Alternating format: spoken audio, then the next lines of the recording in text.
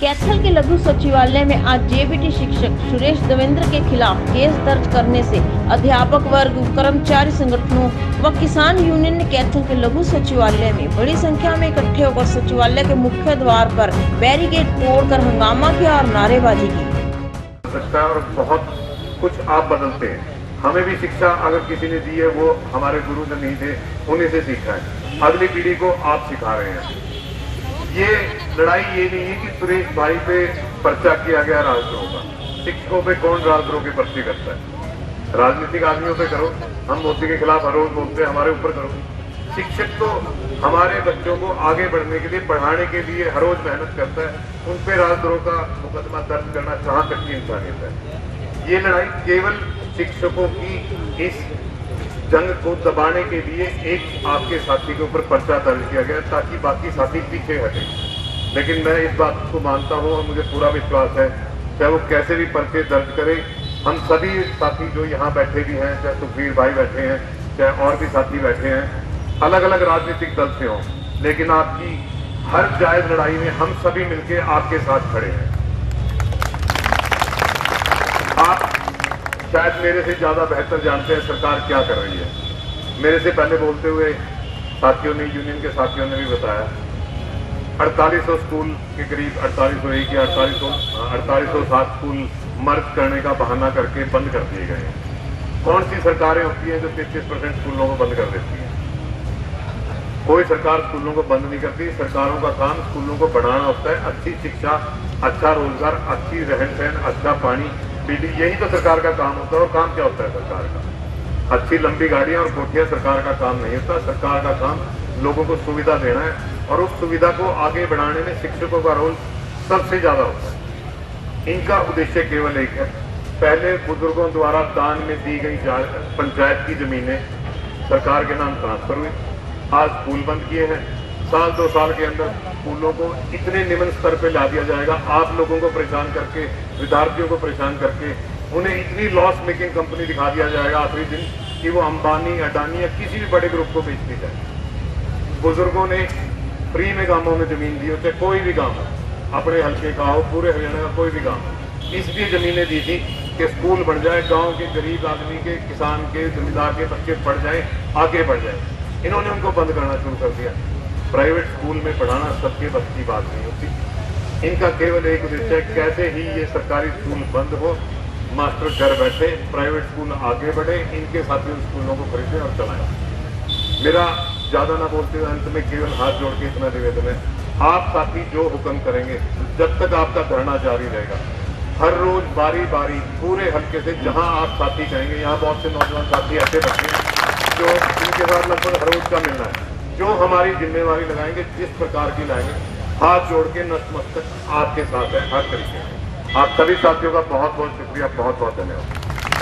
Sir आपका नाम? मैं मास्टर सतबीर गोयत, जिला संयोजक जन शिक्षा अधिकार मंच हरियाणा कैथल। आज किस तरह की हम देख रहे काफी संगठन होता है, क्या क्यों कर रहे हैं, क्या इसकी पीछे वजह है?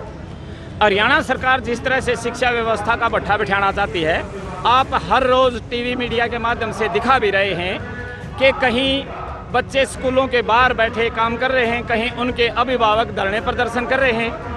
तो हमारा मानना ये है कि सरकार ने अव्यवहारिक रैशनलाइजेशन और चिराग योजना के माध्यम से सरकार इन स्कूलों को बंद करना चाहती है। नटसेल में ये बात है। एक झटके में सरकार ने 4801 स्कूलों को मर्जर के नाम पर बंद कर दिया। 33% स्कूलों का एकदम से बंद हो जाना बहुत बड़ी त्रासदी के रूप में देखा जा सकता है। उसके बाद चिराग योजना जिस तरह से लेके आए हैं कि सरकारी स्कूल से बच्चा प्राइवेट स्कूल में जाएगा तो सरकार फीस देगी, स्पष्ट मतलब है सरकार का कि इन स्कूलों को खाली करवाया जाए। सरकार ने शिक्षा व्यवस्था से अपने हाथ खड़े कर लिए हैं।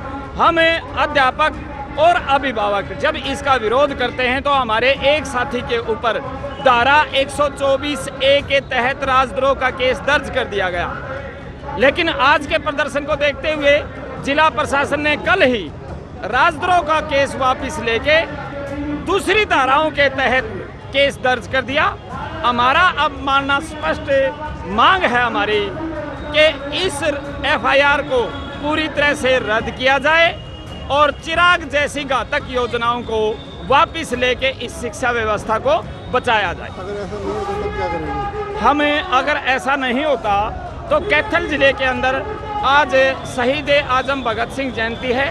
आज से 2 अक्टूबर महात्मा गांधी जयंती तक यहाँ जिला प्रशासन जिला सचिवालय पर पड़ाव डालेंगे। उसके बाद भी अगर जिला प्रशासन नहीं चेतता तो इस आंदोलन को राज्य स्तरीय आंदोलन हम बनाएंगे। जिलों जिलों के अंदर इसका विरोध होगा। मेरा नाम है रिटायर्ड प्रिंसिपल हूँ मैं जयप्रकाश शास्त्री। प्रदर्शन में क्यों आ रहे हो? प्रदर्शन में ये शिक्षा का मुद्दा है और हम 40 साल शिक्षा से जुड़े रहे और इसको तहस नहस कर रही है सरकार, बर्बाद कर रही है सरकारी ढांचे को। उसके खिलाफ ये मुहिम है और उसमें हमारे नेताओं पर एफआईआर फर्जी दर्ज की जा रही है। ये जनवादी अधिकारों पर हमला है। अभी क्या घटनाक्रम हुआ? आज सभा करके उरे प्रोटेस्ट कर रहे हैं, सरकार को कोस रहे हैं और सरकार को चेतावनी दे रहे हैं कि ये मामला जो एफआईआर वगैरह का है ये अंग्रेजों ने भी बहुत करी थी, किसान आंदोलन में भी बहुत हुई थी। ये कागजी धमकियों से ना तो हम डरते ना हरियाणा का टीचर डरेगा। अगर मांगे नहीं माने क्या करोगे? आगे आंदोलन और फैलेगा, जनता के बीच में जाएंगे, घर घर दस्तक देंगे, जन आंदोलन बनावांगे। जसबीर तंवर। आप प्रदर्शन क्यों समर्थन दे रहे हैं? देखिए, मैं इस प्रदर्शन में इसलिए शामिल हो रहा हूँ, मैं वो अभिभावक हूँ जिसका बच्चा सरकारी स्कूल में पढ़ता है। जो निजीकरण की तरफ सरकार बढ़ रही है ये बहुत गंभीर विषय है, इस पर सरकार को सोचना होगा। और जो लोग इसका विरोध कर रहे हैं, जैसे हमारे शिक्षक साथी ने विरोध किया और उस पर राजद्रोह का मुकदमा दर्ज कर दिया, ये भी बहुत चिंता का विषय है। और मैं सरकार से कहना चाहता हूँ, मैं एक पिता के नाते, केवड़ा गाँव में मेरे बच्चे सरकारी स्कूल में पढ़ते हैं, तो मैं एक पिता के नाते आपकी नीति का विरोध करता हूँ और हर अभिभावक को ये करना चाहिए। गलत है अगर सरकार सोचती है कि राजनीतिकरण है विरोध का, ये गलत है। हर अभिभावक को आपकी चिंता, और आपके लोग भी कह रहे हैं कि गलत है। तो मैं चाहता हूँ इस निजीकरण के रास्ते से सरकार को हटना होगा और सरकारी स्कूलों को मजबूत करना होगा। पीटीए न्यूज़ देख रहे ਜਿਹੜੇ ਮੇਰੇ ਦੋਸਤਾਂ ਨੇ ਹੁਣ ਤੱਕ ਸਾਡਾ ਚੈਨਲ ਸਬਸਕ੍ਰਾਈਬ ਨਹੀਂ ਕੀਤਾ, ਮੈਂ ਉਹਨਾਂ ਨੂੰ ਅਪੀਲ ਕਰਦੀ ਹਾਂ ਕਿ ਸਾਡਾ ਚੈਨਲ ਸਬਸਕ੍ਰਾਈਬ ਕਰਨ ਤਾਂ ਜੋ ਅਸੀਂ ਤੁਹਾਡੇ ਤੱਕ ਹਰ ਲੇਟੈਸਟ ਖਬਰ ਪਹੁੰਚਾ ਸਕੀਏ। ਧੰਨਵਾਦ।